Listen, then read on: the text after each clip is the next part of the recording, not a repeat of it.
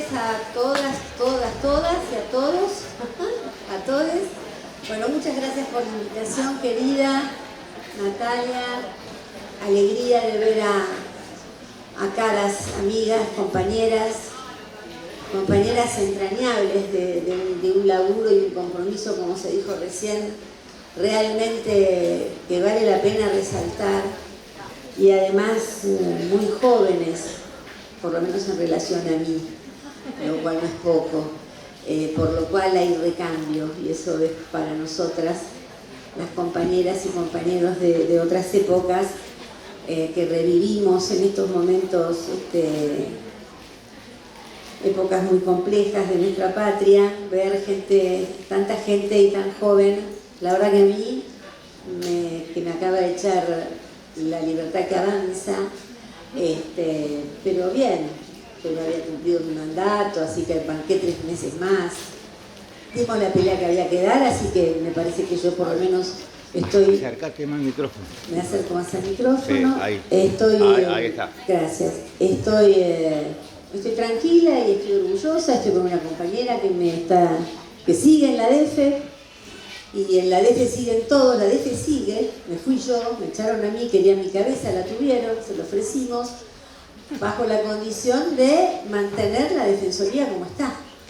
Por lo cual sus direcciones, sus áreas, todos sus equipos de trabajo, interdisciplinarios, con un gran expertise en derechos de niñas, niños y adolescentes, de distintas disciplinas, abogadas, antropólogos, sociólogas, psicólogas, psicoanalistas de niños, psiquiatras, todo el recorrido que se les ocurra,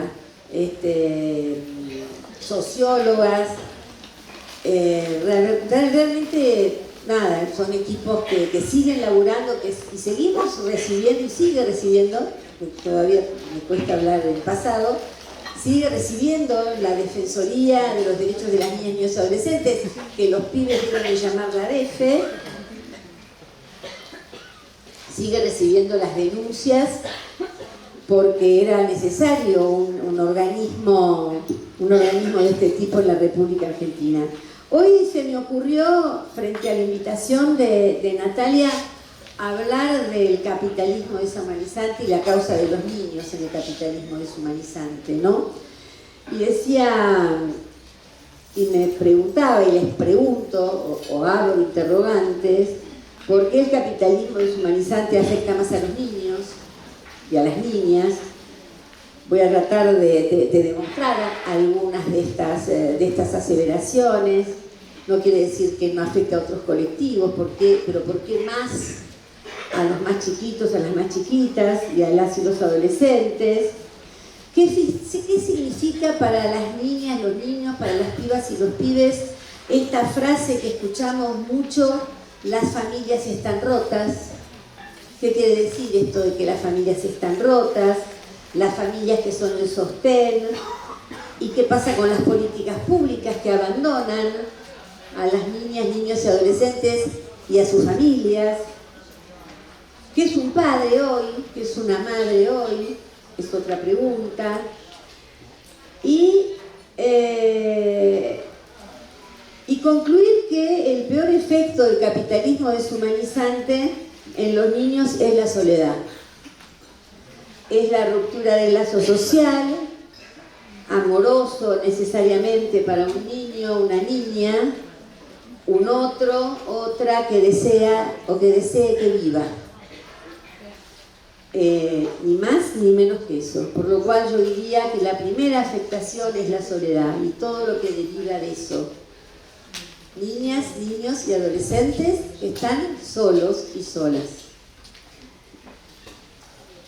A pesar de que los derechos de los niños no empezaron con la Convención sobre los Derechos del Niño en el año 1989, tratado ratificado por la República Argentina, sino que aparece claramente y mucho más sencillamente y mejor, diría yo, en el año 1924, en lo que se llamó la Convención de Ginebra. Y esa convención, esa Declaración de los Derechos del Niño de Ginebra, decía hombres y mujeres de todas las naciones reconocen que la humanidad le debe al niño lo mejor que tiene, afirmando sus deberes al margen de cualquier consideración de raza, nacionalidad y creencia. Y tenía 10 articulitos, no era la declaración, pero fíjense qué articulitos. El uno decía: el niño debe poder desarrollarse de forma normal, material y espiritualmente, pero fíjense el 2. Hay que alimentar al niño hambriento, ¿no? Digo, no hay nada que vamos a interpretar. ¿Qué interpretación de la norma hay que hacer aquí? Hay que alimentar al niño hambriento, el niño enfermo debe ser tratado, hay que animar al niño atrasado, el niño descarriado debe ser devuelto, el niño huérfano y abandonado debe ser acogido y rescatado. 1924. Ay, Dios. El artículo 3 decía: el niño debe ser el primero en recibir, escuchen esto ustedes que son psi, la mayoría, supongo, un 90%, el niño debe ser el primero en recibir ayuda en caso de angustia. Insisto, 1924. Hoy hablar de angustia nos cuesta, bueno, eso y la mitad del otro, y en el 1924 estaba en el artículo 3 en medio renglón. El artículo 4 dice: el niño debe poder ganarse la vida y debe estar protegido contra cualquier explotación. Recuerden que en aquel momento los chicos podían trabajar a partir de los 13 años. Y después decía: hay que criar al niño con el sentimiento de que sus mejores cualidades deben ponerse al servicio de sus hermanos. Por lo cual era una crianza con un compromiso ético, ¿no? El niño debe ser criado y con el sentimiento de que sus mejores cualidades deben ponerse al servicio de los otros. Eso es lo que dice la norma. Y 1924, ojalá hubiese quedado esto. No, esto no está saliendo por streaming, ¿no? Ah, pero si está, entonces no lo voy a decir. Pero me encanta la Declaración de Ginebra de 1924. Pero más acá, y en la República Argentina, también existió el peronismo. Y existió Eva Perón.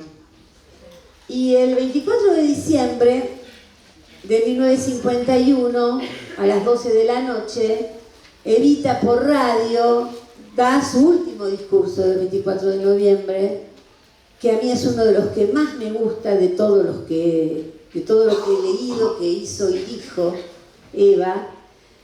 Y en ese discurso ella dice, no se los voy a leer todos porque es muy largo, pero voy a leer algunas partes que me parecen muy importantes, porque fue en 1951, ya se muere en 1952, ¿no? Habla de Belén, ¿no?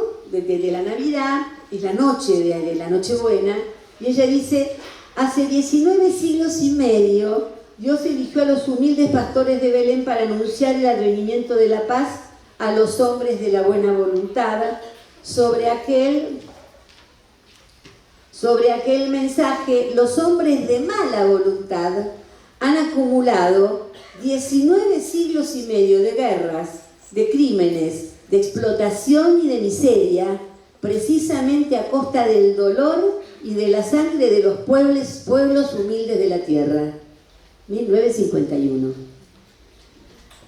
Ella dice más adelante: hay que poner la buena voluntad de todos para que reinen la justicia y el amor.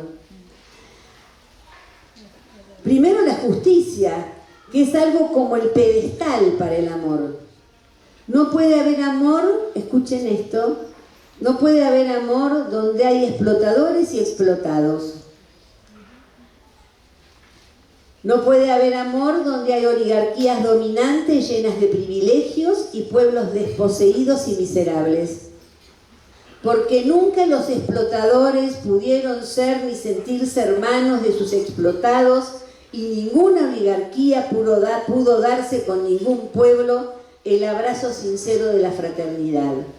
El día del amor y de la paz llegará cuando la justicia barra de la faz de la tierra la raza de los explotadores y de los privilegiados, y se cumplan inexorablemente las realidades del antiguo mensaje de Belén, renovado en los ideales del justicialismo.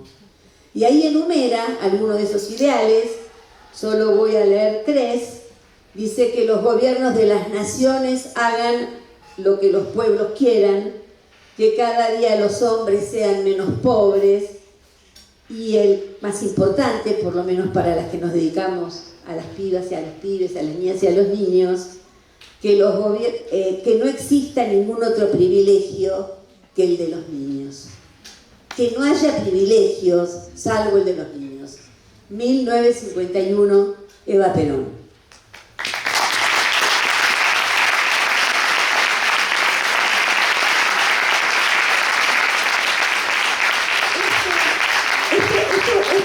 Esto lo traigo aquí para decir que no empezamos ayer, no empezamos a mediados o a fines del siglo pasado, empezando a estudiar quién es este nuevo sujeto, niño, niña, niñe. Esto viene desde hace muchísimos años. Y podría hablar de documentos del año 1919 y anteriores incluso. Pero después nos agarró el siglo XXI y vino la pandemia. ¿Chan? Y ahí vino la cuarentena. Y en la cuarentena a mí me sucedió, y a mí, a muchos compañeros de la Defensoría y compañeras, nos sucedió algo muy particular que quiero compartir con ustedes.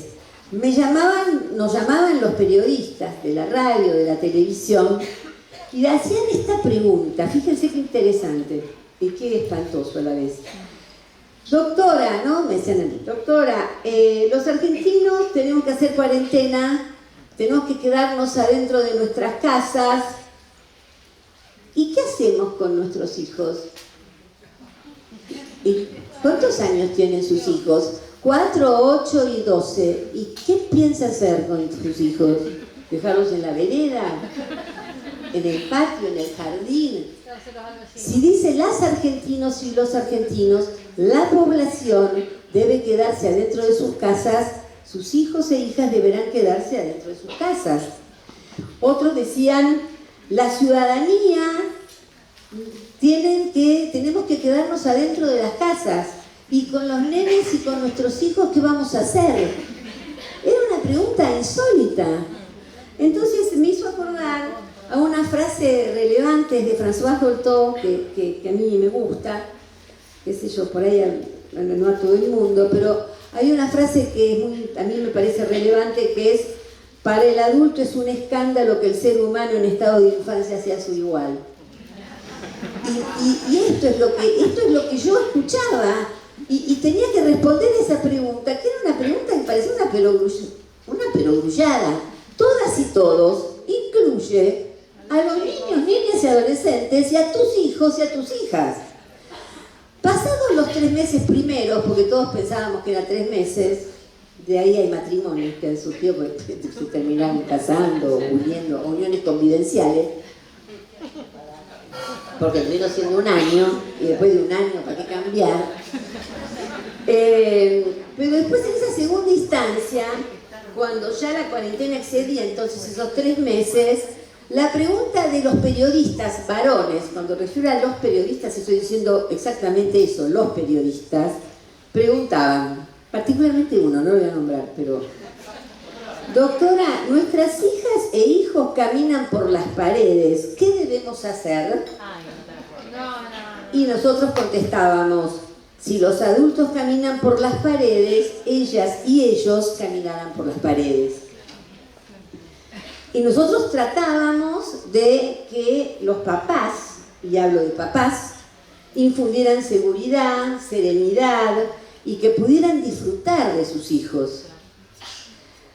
Porque claramente las mamás, o personas gestantes, nos guste o no nos guste, no tenían esa misma sensación de presión y de agobio que manifestaban los varones. Esto fue así lo registramos por lo menos en la República Argentina, y por lo que hablé con otros colegas de países hermanos pasó algo bastante similar. Y otra vez ahí me apareció otra frase de François que decía: los padres educan a los niños como los príncipes gobiernan a sus pueblos. También es cierto que hubo encuentros, también es cierto que hubo descubrimientos, papás que nos mandaban mensajes diciendo o contándonos que por primera vez había conocido la manera de razonar de su hija de 9 años. Ay, por Dios. Digamos, hubo encuentros, hubo momentos en que eso también sucedió, y bueno, sucedía esto, pero también sucedía esto otro, hubo encuentros, y hoy seguimos hablando mucho e investigando mucho sobre el tema del cuidado, y avanzamos mucho en las leyes. Yo soy abogada, no puedo negarlo, pero sin embargo, nos guste a nosotras o no nos guste, la mayoría de las niñas y los niños, sobre todo los más chiquitos, pero también las y los adolescentes, en un altísimo porcentaje son cuidados por mujeres. El 94% de las perceptoras de la asignación universal por hijo en la República Argentina son mujeres. Algunos siguen llamando familias monoparentales a las que son familias monomarentales. En el año 2020, fin del 2020, los primeros resultados de la pobreza, que pensábamos que iban a ser muchísimo peor, nos decía que el 49% de los hogares donde viven niños, niñas y adolescentes son pobres, pero en los hogares monomarentales la pobreza alcanzaba el 68,3%. Quiere decir que en aquellos hogares conducidos solo por mujeres, los niños, niñas y adolescentes que vivían bajo esa línea de pobreza, ni hablar de la indigencia, duplicaban casi, o en un tercio más. Pero también quiero decir que tengan en cuenta que cuando se mide la pobreza y la indigencia, o la pobreza extrema, que se mide por hogares, en esa pobreza, la infancia y la adolescencia está sobrerepresentada. Eso quiere decir que hay más niños, niñas y adolescentes pobres que adultas y adultos pobres. Y hay más niñas, niños y adolescentes bajo la línea de la pobreza extrema, que implica comer o no comer, es eso, ¿no? No tener techo, bueno, esa cantidad, esa es la pobreza extrema. También hay una gran sobrerepresentación en los números generales. Y también quiero decir que dejamos a los niños en las escuelas y que todavía el 95% del plantel docente son mujeres, y que aquellas que pueden contratar una persona que cuide a sus hijas o a sus hijos mientras trabajamos, estudiamos. Mis hijos ya los cuidan y las cuidan otros, espero que relativamente bien, porque son adultos y adultas, pero cuando dejamos en nuestras casas a nuestros niños y niñas al cuidado de otras personas, empleadas, trabajadoras, de la casa de familia, también son mujeres. Y la verdad que esa realidad, nos guste o no nos guste, todavía no la hemos transformado, y no sé hasta qué punto se logrará llegar a eso, que a veces dudo si es un ideal o no, es algo que estoy volviendo a pensar.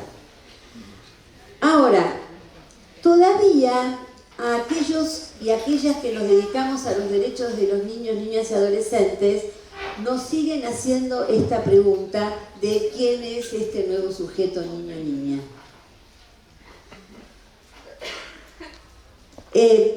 Hay algunos que critican que los niños y niñas se hayan convertido en objetos de investigación, pero es un tema para charlarlo en otro congreso, en el próximo, y más largo. Pero es cierto que aún aquellos y aquellas que nos autodenominamos especialistas, hablamos mucho de un sujeto que conocemos bastante poco. Y hay que hacerse cargo de ese no conocimiento, de ese sujeto con el cual nosotros trabajamos. Y hablamos de alguien que además escuchamos bastante poco. Una cosa es oír y otra cosa es escuchar, ¿no? La misma diferencia entre ver y mirar. La otra pregunta es, además, ¿qué lugar ocupa este nuevo sujeto en todos los ámbitos? A nivel individual, cada niño, niña o adolescente, en la familia, en su comunidad, en la escuela. Ese sujeto como sujeto colectivo, ese sujeto como sujeto social y como sujeto político también, porque también es un sujeto político. ¿Qué lugar ocupa en el mundo adulto? ¿Y qué lugar ocupa, y se ocupa algún lugar, en el capitalismo deshumanizante, que es el que yo creo que estamos viviendo hoy? Pero sigo diciendo que hemos avanzado mucho, pero a la hora de comprar ropa, hay mucha ropa más linda para las nenas en los escaparates, como dicen en otros países de la región, que para los varones. Es mucho más fácil comprar un regalo a una nena que a un varón. Vos seguís entrando en una juguetería y hay toda una masa a la izquierda o a la derecha, no importa, rosa y violeta, y hay otra cantidad de juguetes, muchos más divertidos, más creativos, más coloridos, que es el lugar de los varones. Entonces, es más, hemos avanzado mucho, pero todavía hoy a la pregunta de cuando todavía una pareja no sabe el sexo del niño o la niña, el niño por venir, le preguntamos ¿y qué nombre están pensando? Y la respuesta todavía, en algunos casos, sigue siendo: si es nena, un nombre lindo, y si es varón, un nombre importante. Sí. Entonces, ¿será que seguimos asignando los roles aún mucho antes de que nazcan? Que tienen que ver con nuestros deseos atravesados por la lógica binaria. Así vamos construyendo feminidades, más masculinidades. Aún a la pregunta, entonces, se sigue contestando linda e importante, como si hay datos más complejos, como si eso fuera determinante para el sujeto. Y después hay otra etapa que también hay muchos estudios. Nosotros hemos hecho uno cuando estábamos en lo que era la Secretaría de Niñez, Adolescencia y Familia, hoy destruida. Hoy ya desapareció esa gran creación de la Servicio 61 que no existe prácticamente. Hicimos un estudio con 20 a 25.000 familias, era más que una muestra, donde preguntábamos si se cruzaba el castigo corporal como medio de crianza y de educación, ¿no? Para los niños en el hogar. Y la primera respuesta era: cuando son chiquitos, sí. Y la mamá o el papá o la abuela o la tía o la cuidadora o el cuidador contestaba: sí, usamos eso. ¿Cuál sería? Y el mechoneo, tirarle del pelo, pellizcarlo, zamarrearlo. Es decir, hay, como dicen los sanjuaninos, unos permitidos con los cuerpos de las niñas y los niños que no nos permitimos con el cuerpo de otras adultas u otros adultos.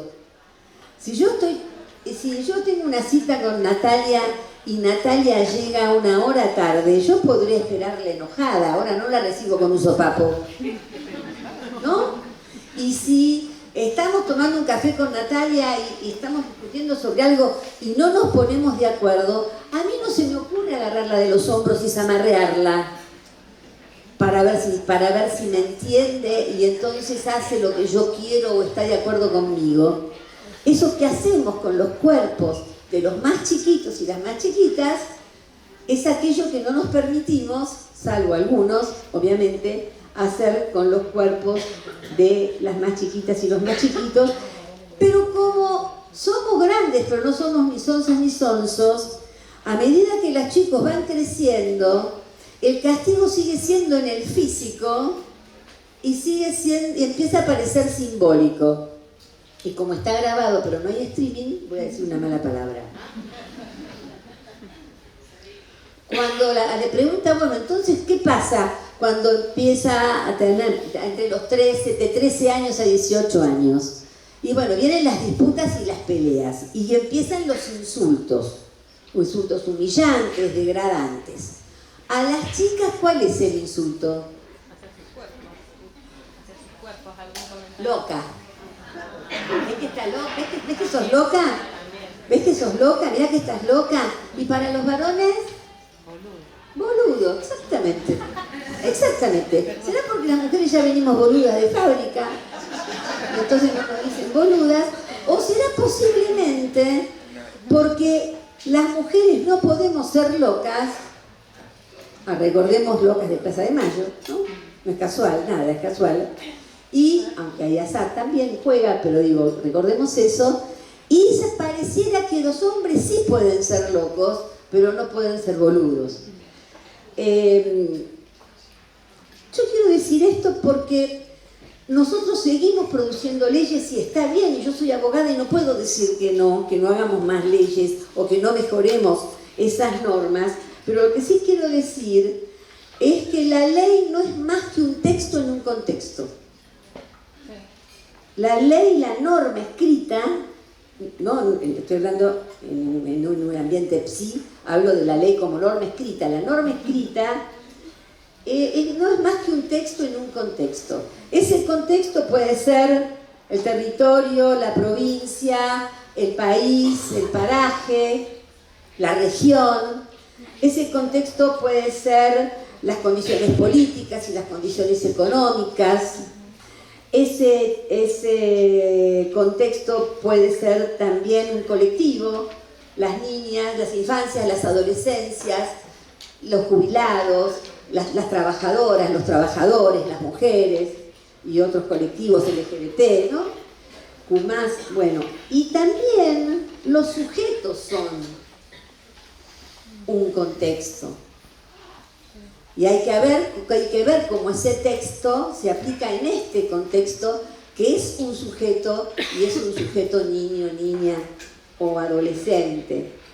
Y el ejemplo que les traje es un ejemplo maravilloso, pero hay mucho, y yo creo, para mí no lo puedo demostrar porque no tengo evidencia, pero creo que para mí hay más, que es el abuso sexual intrafamiliar, cometido en general por el propio padre biológico.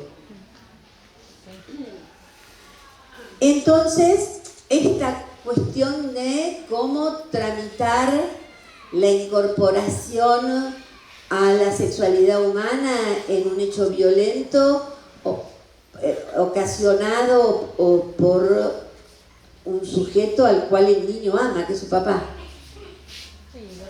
¿Y cómo va a tramitar? Y entonces, por lo menos nuestra experiencia, la de la DF, que vengo llevando estos 5 o 6 años, pero 5 y 3 meses, pero hace más de 30, no sé, ya no voy a hablar de décadas, pero hace muchísimos años, la verdad que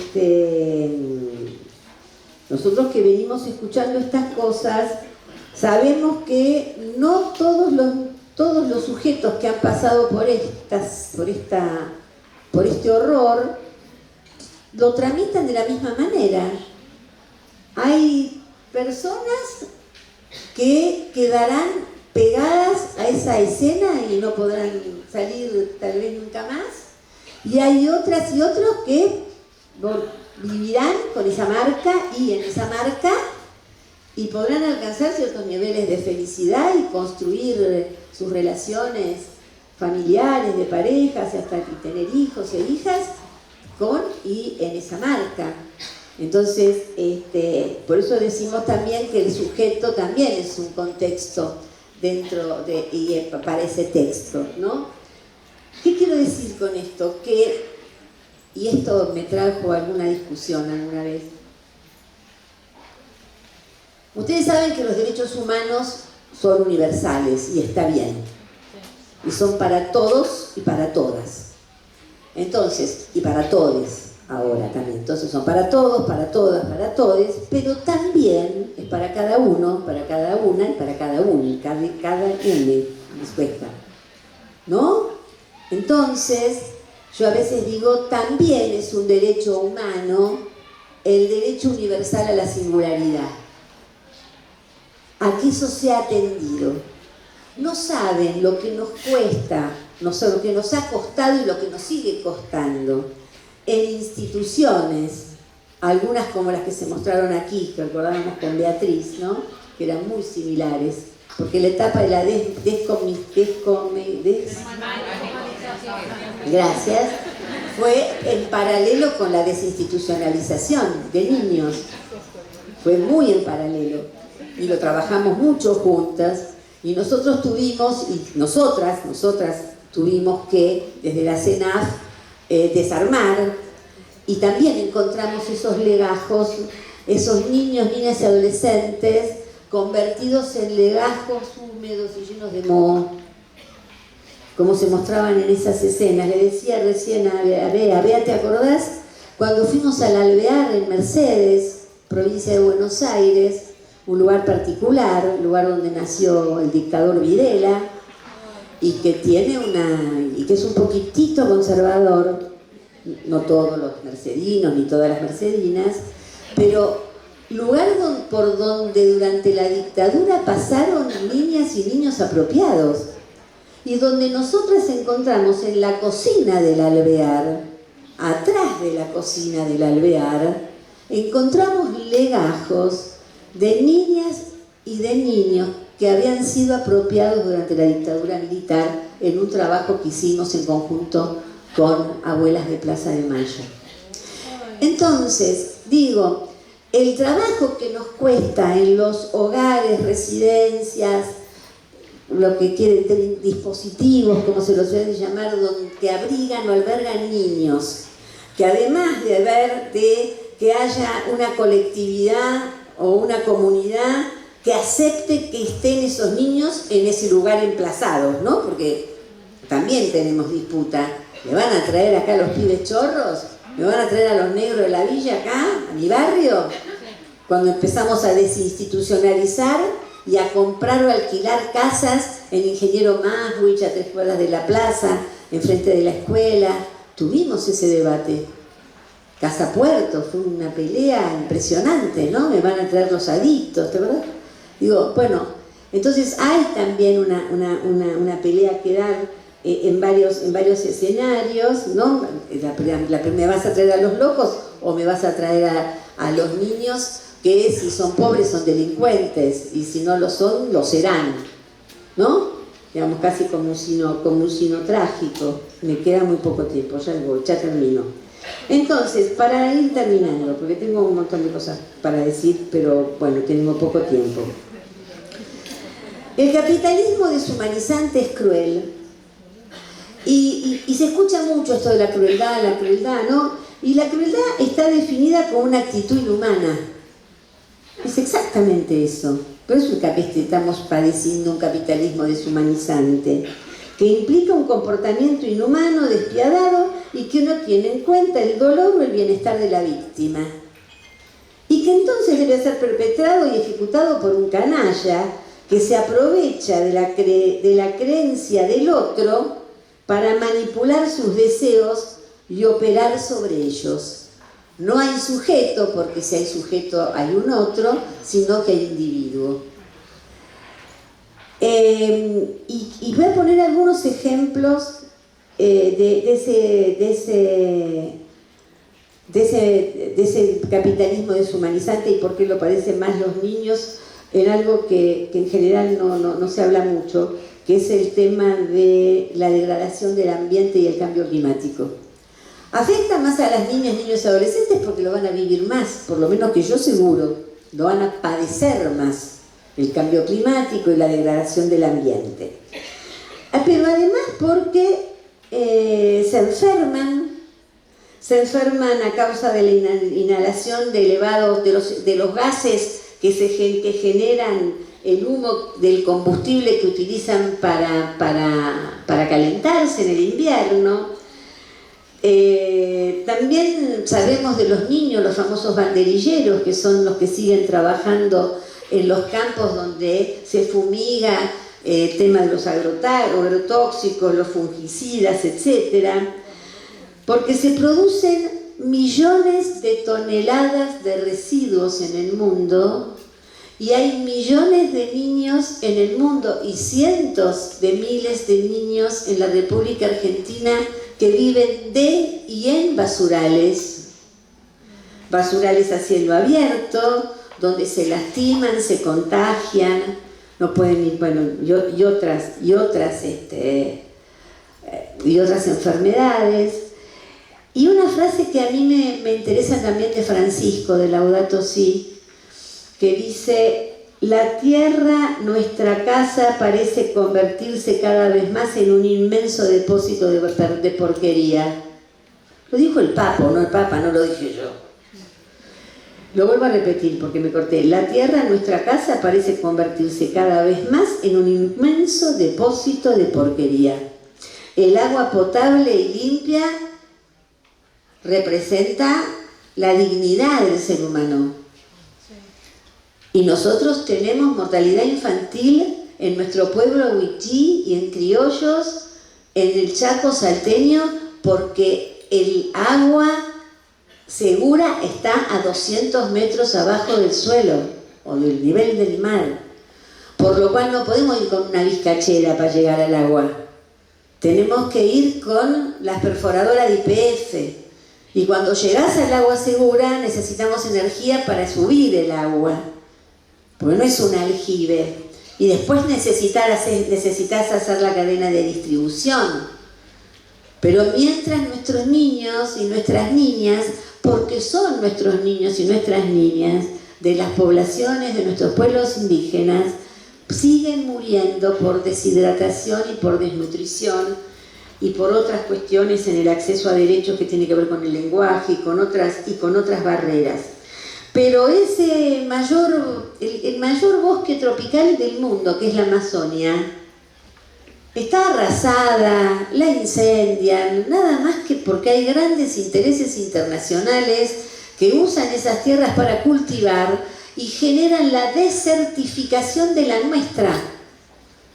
Nuestro territorio del norte hoy es un desierto porque la Amazonia está siendo talada. Ahora está Lula dando una pelea con eso, por suerte, pero ha sido durante años así, y hay grandes intereses de un capitalismo que una de las características de la deshumanización es su extractivismo a mansalva, que hay grandes intereses económicos atrás de eso. Entonces, digo, tenemos eso y tenemos algunas de las causas que les voy a mostrar ahí en la pantalla para que vean por qué estamos frente a un capitalismo deshumanizante. Algunas de las causas que tiene la ADF hasta antes que yo me fuera. Una, seguridad alimentaria. Dejaron de proveer alimentos secos a comedores y merenderos, donde comían por lo menos una ingesta miles de niños y niñas, chicas y chicos de las villas, de nuestras barriadas, etc. Nuestra niñez indígena, lo acabo de contar. Enfermedades poco frecuentes. Interrumpieron la dación de medicamentos para las niñas, niños y adolescentes con síndrome de Rett, cáncer, interrupción de tratamientos, el no pago de la habitación o el alojamiento de los adultos y las adultas, mamás, papás. No puede haber un niño internado en el Garrahan, para hablar de un caso paradigmático hoy, por una enfermedad grave y poco frecuente, sin que esté acompañado de un adulto que lo ame, que lo quiera, que lo contenga en ese trance. Bueno, en el tema de primera infancia no hay más, se terminaron los centros de desarrollo infantil, el gobierno decidió no construir más, que cada provincia se arregle como pueda. Suerte que lo tenemos a Cato, en la provincia de Buenos Aires, a Cato Podis, que va a seguir construyendo centros de desarrollo infantil, pero es la provincia de Buenos Aires, es nuestra provincia. Yo soy bonaerense, acá estoy en Rosario, sé que estamos en Santa Fe, pero cuando yo digo que es nuestra provincia, entienden qué quiero decir cuando digo que es nuestra provincia. Bueno, cantidad educativa lo mismo, tenemos un amparo contra el Ministerio de Capital Humano por el programa Progresar. La salud en la adolescencia es casi nula, la salud mental. Justicia penal juvenil peleándonos por la baja de la edad de imputabilidad y violencia institucional. ¿No? Yo estuve, y ahora termino, ahí en un café con Perón y me acordé de mis 15 y 16 años. Digo, porque me corrió la policía, me gasearon. Fuimos a tomar un café con Perón y a comer un chocolate con churros. Éramos 300 personas y nos esperaba un ejército. Y nos fuimos corriendo por Austria, por una calle para llegar a Libertador, y cuando llegamos a Libertador aparecieron las motos y los perros y tuvimos que subir por la plaza que llega a la Biblioteca Nacional, no sé si se ubican. Digamos, me hizo acordar a los 70, pero muy, muy fuertemente. Y por último, decir que tenemos un grave problema hoy, que son las TICs o las nuevas tecnologías, que tiene que ver también con la soledad, porque a veces mamás y papás piensan, o cuidadoras, abuelas, tías, no importa, que están los pibes y las pibas y las chicas y los chicos más seguros 5 o 6 horas solos encerrados en su cuarto con una pantalla, y que están corriendo menos riesgos que jugando en la vereda con los pibes del barrio. Y no es verdad, no es verdad. Están solos, corriendo más riesgos de los que pueden correr en la calle. El riesgo a que el algoritmo los lleve a la explotación sexual a través de internet, a la exposición no consentida de sus cuerpos, al acoso sexual por internet, a la captación para la trata por internet. Y hay algo que superó, casi me trago el micrófono, porque eso me vuelve loca. Toda la vida nosotros peleamos contra el alcohol, porque el problema más grave de la adicción entre las pibas y los pibes es el alcohol, y cada vez a más temprana edad. Hoy, la apuesta en línea, la adicción a las apuestas en línea superó la adicción al alcohol. Pero para que haya una adicción a la apuesta en línea, primero tiene que haber una adicción y una pregnancia a la imagen, a la pantalla. Y otra vez me acordé de François Dolto y leo y me voy. Cuando François Dolto peleaba contra la tele y contra los dibujitos animados, en su época esa era la nueva tecnología, ¿no? Que después algunas psicoanalistas, a mí me gusta Débora Fleischer también, cuando habla de las transformaciones. Bueno, pues estoy obligada a leerla porque ella habla de las transformaciones, de las formaciones familiares, y hace un lindo recorrido, un buen recorrido. Ella dice, y leo y termino, son 4 renglones: los dibujos animados han suplantado a las historias contadas por los adultos a los niños. Los héroes animales enanos permiten a los menores de 5 años identificarse con ellos, y los niños que tienen poco vocabulario comprenden el texto latente.